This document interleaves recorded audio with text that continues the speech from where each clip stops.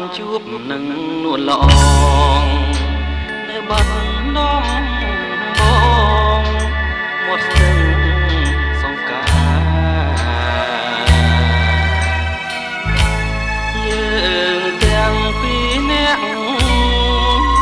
សច្ចាស្បត់ស្បា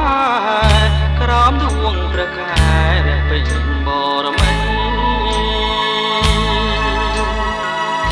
រៀមលូកដៃអោបក្រសោបកាហីអូនរាត្រីស្ងាត់សូ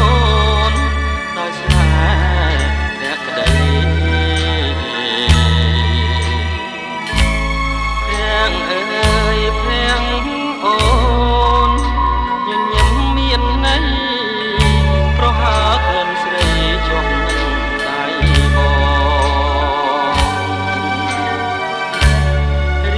រាត្រីរនោ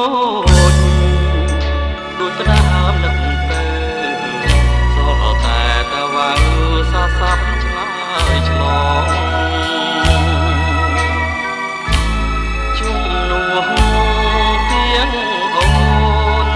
តែធ្លងសាសងនៅបាត់ដំបងមាត់ស្ទឹងសង្ការសូមផ្ដាំតាមទឹកភញានឹកតាមខ្យល់ឲ្យឈំនេះមុលមើលមករកស្នាដូចរាត្រីកាលពេញបរមីខានេះស្ទឹងសង្ការក្រុងបាត់ដំបង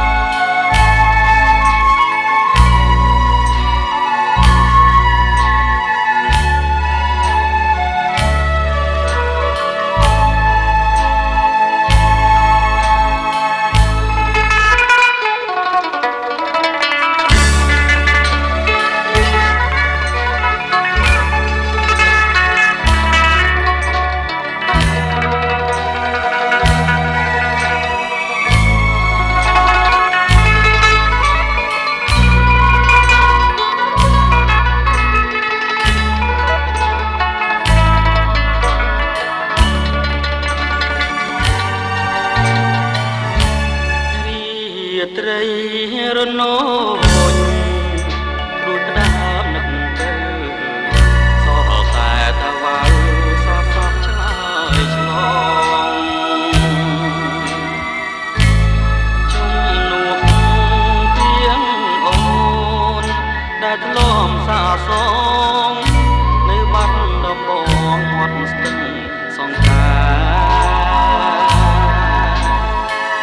សូមផ្ដាំតាមទឹកញ៉ានឹកតាមខ្យល់ឲ្យឆោមនេះមុល